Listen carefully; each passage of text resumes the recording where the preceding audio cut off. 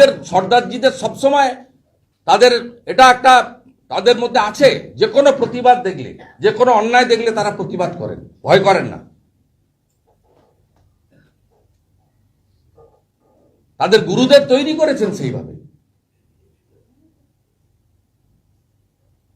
আমরা এটা ছাড়বো না।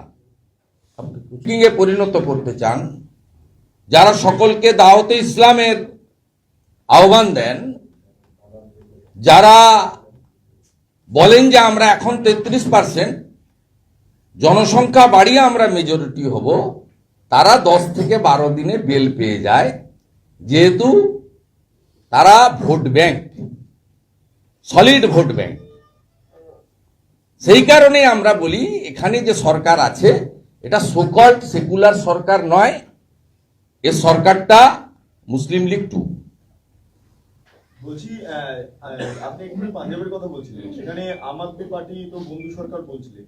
দেখা যাচ্ছে কি এই দিল্লির পরাজয়ের পর কেজরিওয়াল সেই সমস্ত বিধায়কদের নিয়ে বৈঠক করবেন এবং মুখ্যমন্ত্রীও থাকবেন পাঞ্জাব নিয়ে আমি বলবো না, আমি শুধু বলেছি এই যে সুরিন্দর পাল সিং গুগ্গি এবং তার ছেলেকে কেন পাঞ্জাব পুলিশ দিবে? পাঞ্জাব পুলিশ তো এফআইআরটা দেখবে। সুরিন্দর পাল সিং এর নামে এফআইআর ছিল, সার্চ ওয়ারেন্ট নিয়ে গেছে, হতে পারে, আমি দেখিনি কাগজ। যার নাম এফআইআর এনে একটা স্টুডেন্ট, এবং পাঞ্জাবের চিফ মিনিস্টার নিজে শিখ কমিউনিটি, শিখ সমাজকে রিপ্রেজেন্ট করেন, সেখানকার পুলিশ কেন এই পুলিশকে সাপোর্ট করবে? আমি এই কারণে বলেছিলাম বিজেপি রুল স্টেটে গিয়ে এটা করতে পারতো না।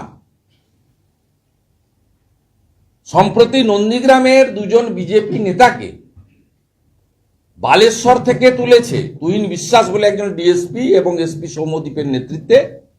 তাদের অ্যারেস্ট দেখিয়েছে দাসপুর থানা, পশ্চিম মেদিনীপুরে।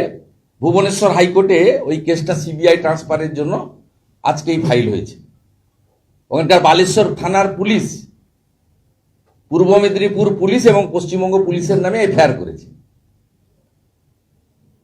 আমরা ছাড়বো না, প্রত্যেকটা ইস্যু ছাড়বো না।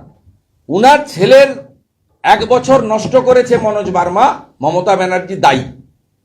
একটা শিখ স্টুডেন্টের